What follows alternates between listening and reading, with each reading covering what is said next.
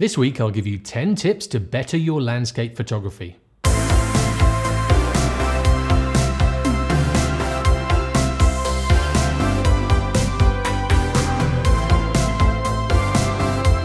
Sometimes I'll forget some of these tips, so I'm making this list so I've got something to refer to. But if you use some of these tips in different scenarios, you'll definitely get better landscape photos. Tripods are really handy, and in landscape photography they're essential. It enables you to get much longer exposures, be able to use filters, and really give that sort of dreamy look to your images. You can also use it to blend images. So say if you're bracketing shots, a tripod enables you to do that. If you don't have a tripod, I suggest that you get one. You want to spend around about $120 or about £100 or more. For this price, you'll get a really sturdy tripod. Anything cheaper than this and the tripod won't be that steady, especially when using longer focal lengths. If you want to see an example of this, Thomas Heaton showed in one of his videos recently how a really cheap tripod affects your photography. If you want to see that video of his, click on the eye in the corner. It's well worth a watch. So invest in a tripod and get a nice, solid, sturdy one. Now this annoys me no end, and unless you're purposefully tilting the horizon, get your horizon straight before you take the shot. You can use one of these bubble levels on your hot shoe, or use the leveler built into the camera, which most have these days, but make sure that horizon is flat. If you messed up with this when you're taking the shot, but you really like it, what you want to do is straighten it afterwards when editing the photo. The megapixel count on most cameras is high enough for you to be able to crop in just subtly, and the loss in image quality will be negligible. The most off-putting thing in landscape photography is a wonky horizon. If you're used to using wider apertures, try closing down to f11 or f16. This will give you a much deeper focal plane, and you'll get more from front to back in focus.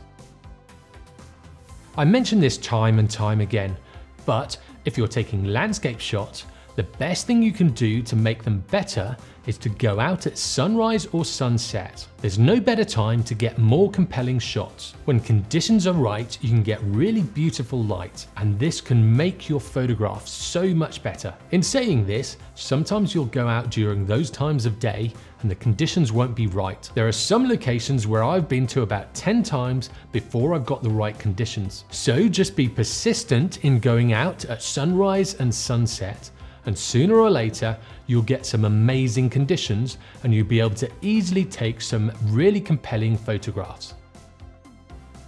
At the moment I live in Dubai, and we have lots and lots of blue clear sky days. This is really nice for sunbathing, but for photography I'd prefer some clouds in the sky. Whenever I see clouds in the forecast, I get excited and I go out and I make sure I'm shooting on those days. A sky that has clouds in it is a lot more interesting than a perfectly blue sky. It can make the image look really interesting. And this is one of the reasons why I love shooting in Europe and the UK. You can get the storms rolling in off the Atlantic, and these really moody, stormy skies can really make the difference in your photographs. Now, if the skies aren't that interesting, you can alter your composition to get rid of all of that blue sky. When I first started shooting landscapes, I would shoot these big wide vistas and there wouldn't be any kind of point of interest. They would look okay, but they weren't compelling. Once I learnt this tip, it really transformed my shots. You just need to think, what is my subject? Look for something that stands out or something that is very different to its surroundings. Once you find a strong subject, your photos will become much, much better. The rule of thirds is where you split your image up into thirds on a horizontal and a vertical plane. Most cameras have guidelines where you can have this superimposed over the monitor or the EVF. If you watch TV, any interviews or anything like that, they use the rule of thirds, and they'd normally put their interviewee on one side looking through the shot the other way. They'll normally be on one of the lines. If you put your subject on these lines, or even better where the lines intersect, it can make your image a lot more powerful. If you're shooting a landscape with a strong horizon in it, if the sky is interesting, put the horizon on the lower third line. If the sky is quite boring, put it on the upper line. Then try putting your subject on one of the vertical lines or where these lines intersect. Like with most rules, you can break them, and there are times where you really should break them, but you need to know the rules first. Sometimes you might have a landscape that looks really nice, but something might be missing from the photograph, and this is when a foreground element comes into play. For instance, if you look at some of these astrophotography shots, the Milky Way looks the same apart from its orientation. Now in astrophotography, the main thing to change is the foreground. So if you're not sure what to change on your image, try adding a foreground element. It could be a cluster of rocks, a bridge, or anything like that. Something that captures the eye and then draws you into the shot. What you'll tend to find with a foreground element is the viewer will look at that and then drift their eye up into the shot. So if you're not sure what your shot is missing, try adding that foreground element.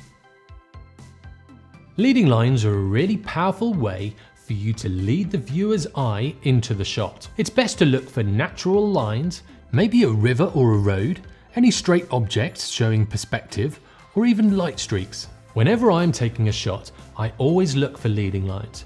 I really like them, and I like the way they draw you in. It almost gives that third dimensionality to the shot.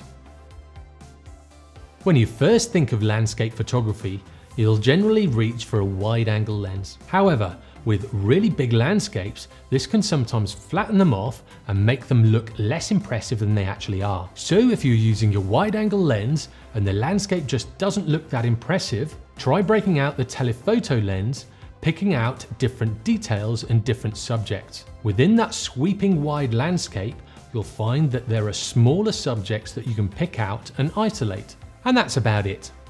These are basically just tips to help you and your landscape photography. They aren't fixed rules, so you basically try them out and see which ones work for you. Sometimes you might use one or two of them, and other times you might have an idea that just ignores all of them. But the main thing is to start thinking about what you're taking a photograph of and start planning them and taking them with intention. Over time, your shots will really start to come alive. So I hope these tips help.